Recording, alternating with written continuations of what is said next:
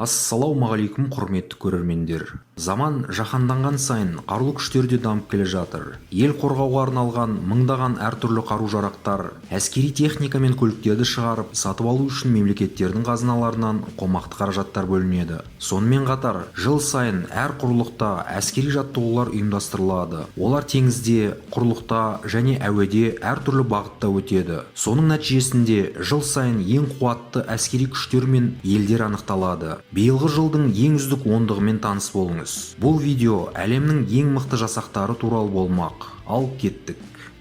10-шы орында Бразилияның қарулы күштері орналасқан. Оның қарулы күштері бұл мықтылардың ондығында соңғы рет осыдан 8 жыл бұрын болды. Алайда Бразилия соңғы жылдары өзінің әскери экономикалық көрсеткіштерін жақсартып дамытудың нәтижесінде биыл қайтадан алғашқы ең мықтылардың ондығына кіріп отыр. Міндетті әскери қызмет борышын өтеу үшін жыл сайын 18-45 жас аралығындағы 133 мың ер адам әскер қатарына шақырылып алынады. Әдетте міндетті әскери борыштың мерзімі 1 жылды құрайды, бірақ әуе күштері үшін ол 2 жылға дейін, ал әскери теңіз күштері үшін 3 жылға дейін артады. Бразилия әскери шығындарға салыстырмалы түрде аз қаражат жұмсайды. Ол оның жалпы ішкі өнімнің 1%-дан сәл асып, шамамен 27 миллиард 800 миллион ақш долларын құрайды. Бұл негізінен аймақтағы тыныш жағдайға байланысты. Бірақ оған қарамастан Бразилия қарулы күштері Латын Америкасындағы саны жағынан ең үлкен және мықтысы болып табылады.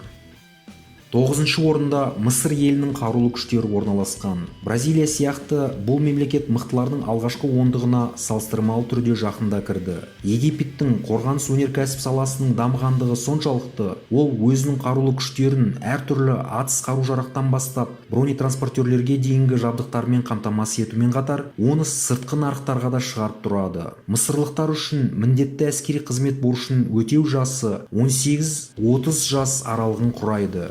Және оның мерзімі әскер түріне байланысты 12 айдан 36 айға дейін жалғасады. Одан әрі 10 жылға дейінгі мерзімге резервке міндетті түрде алынады. Мысыр елінің қарулы күштері Орта Шығыс пен Солтүстік Африка аймағындағы ең үлкен және қуатты болып табылады. Және оның негізгі мақсаттарының бірі аумақтық тұтастық пен ішкі қауіпсіздікті сақтау. Соның ішінде Синайдың солтүстігінде террористік әрекеттер жасап жүрген топтарға қарсы күресуге бағытталған.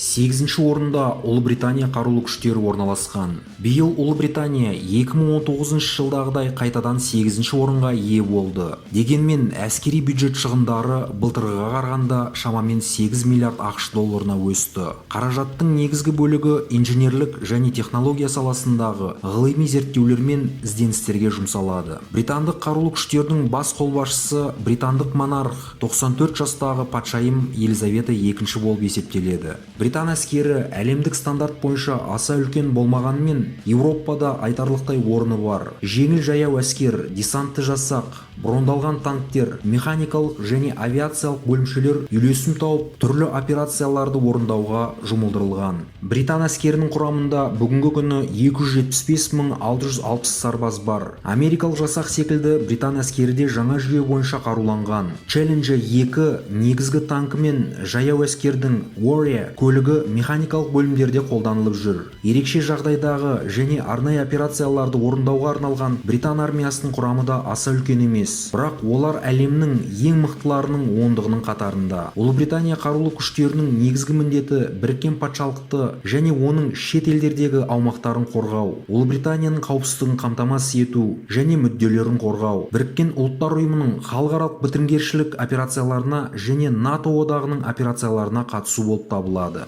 7-ші орында Францияның қарулы күштері орналасқан. Француз республикасы қазіргі заманғы қару-жарақ пен әскери техниканың барлық түрлерін дербес түрде өзі шығаратын санаулы мемлекеттердің бірі болып табылады. Тиісінше, елдің әскери бюджеті айтарлықтай қомақты. Ол Еуропалық одақтағы Ұлыбританиядан кейінгі 2-ші орын алады. Елде міндетті әскери қызмет өтеу борышы жоқ. Әскерге шақыру тек қана келісімшарт негізінде жүзеге асырылады. Сонымен қатар, елдің қарулы күштерінің едәуір бөлігі басқа елдермен салыстырғанда шетелдік легион құрамындағы жалдамалылар болып табылады. Сондай-ақ Францияның 1966 жылдан 2009 жылға дейін НАТО одағына кірмегеніне қарамастан, Еуропалық одақтың барлық мемлекеттер арасында тәуелсіз әскери операцияларды жүргізуде ең үлкен тәжірибесі бар екенін атап өткен жөн.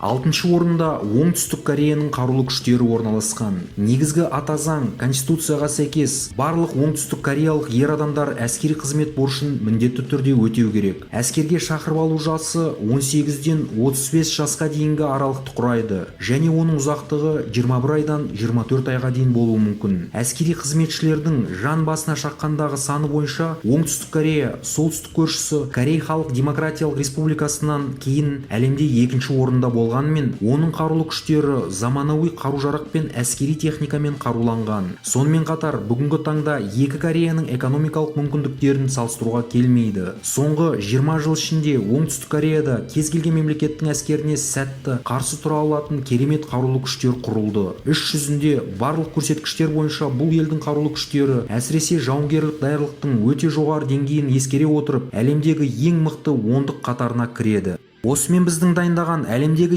ең мықты әскері бар 10 мемлекет рейтингісінің бірінші бөлімі тәмам. Достар, егер де сіздерге бұл видео ұнаса, лайк басып, келесі видеода шығатын осы тізімнің жалғасын жіберіп алмау үшін арнаға жазылуды ұмытпаңыздар. Қалай ойлайсыздар, біздің мемлекетіміздің қарулы күштері осы тізімдегі 138 мемлекеттің ішінде нешінші орында орналасқан? Өздеріңіздің ой-пікірлеріңізді комментарияда жазыңыздар. Көргендеріңізге рахмет. Келесі қызықты видеоларда жүздескенше сау саламат болыңыздар.